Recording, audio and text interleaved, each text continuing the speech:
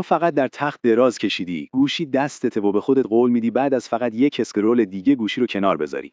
چشم به هم میزنی و میبینی ساعت 1:00 سه تا ویدیوی تصادفی یوتیوب دیدی، اینستاگرام یکی از دوستای قدیمی تو چک کردی و همون تیتر خبری رو 2 بار خوندی. و بدتر از همه اینی که حتی ازش لذت هم نمیبری. فقط گیر کردی.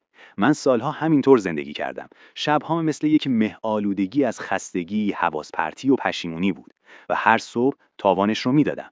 اما یک تغییر ساده، ساختن یک روتین شبانه که واقعاً برای من کار میکرد، کاملاً نحوه خوابیدنم، نحوه بیدار شدنم و نحوه گذروندن روزهام رو تغییر داد.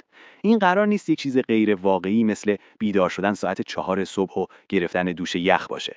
دارم درباره عادتهای واقعی حرف میزنم که توی یک زندگی معمولی جا میشن. عادتهایی که هر کسی میتونه از امشب شروع کنه. پس اگر تا حالا فکر کردی کاش میتونستم مغزم رو خاموش کنم و دوباره کنترل شبهام رو به دست بگیرم، جدی میگم این ویدیو رو تا آخر ببین، چون دقیقاً چیزی رو میگیری که لازم داری. اما اگر ردش کنی، خب متاسفم نمیتونم کمکت کنم. فقط ادامه بده، اسکرول کن و فردا دوباره خسته بیدار شو.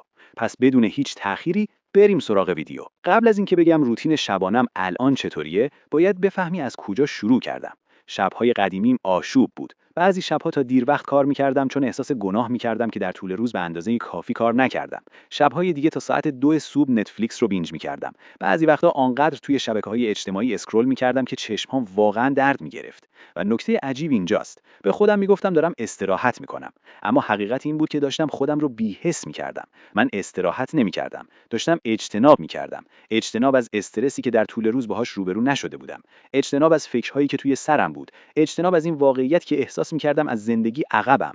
و این فقط داستان من نیست. یکی از دوستام هر شب بیدار میموند و ایمیل‌هاشو جواب میداد تا اینکه فهمید فقط خودش رو مشغول نگه می‌داره تا تنها با فکرهاش نباشه.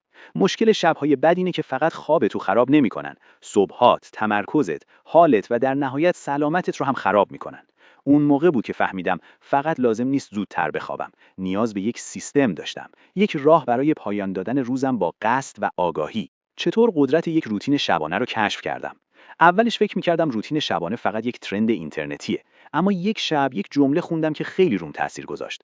این که چطور روزت رو تموم می‌کنی، تعیین می‌کنه چطور روز بعدت رو شروع می‌کنی. این باعث شد بفهمم هر صبح رو در بدهی شروع می‌کنم، نه بدهی پول، بدهی انرژی. پس شروع کردم به آزمایش کردن. همه چیز رو امتحان کردم. کتاب خواندن قبل از خواب، نوشتن، مدیتیشن، تمیز کردن اتاقم و با گذشت زمان ترکیبی رو پیدا کردم که واقعاً برای من جواب داد.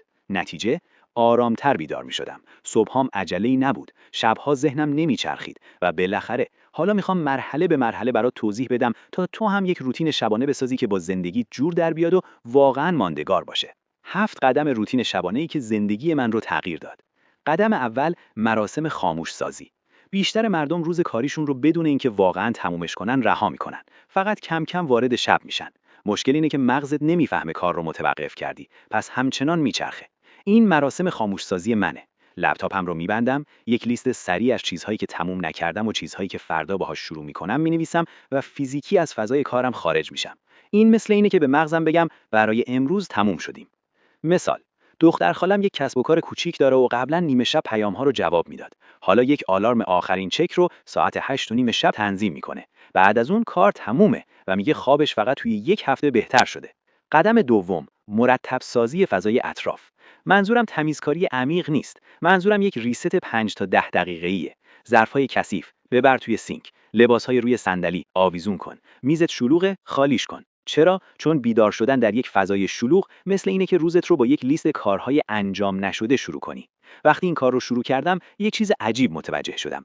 واقعاً بهتر می‌خوابیدم. انگار مغزم سبکتر شده بود. قدم سوم، سم‌زدایی دیجیتال. این وری خیلی سخته اما قوی ترینه.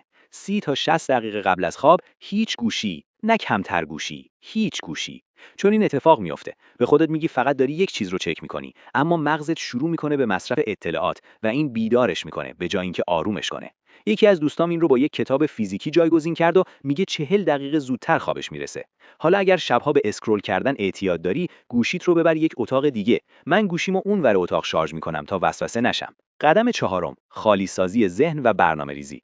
تا حالا شده توی تخت دراز بکشی و مکالمه ها رو دوباره مرور کنی و چیزهای تصادفی که باید انجام بدی یادت بیاد؟ این مغزته که سعی میکنه چیزهای زیادی رو نگه داره. پس من یک تخلیه ذهن انجام میدم.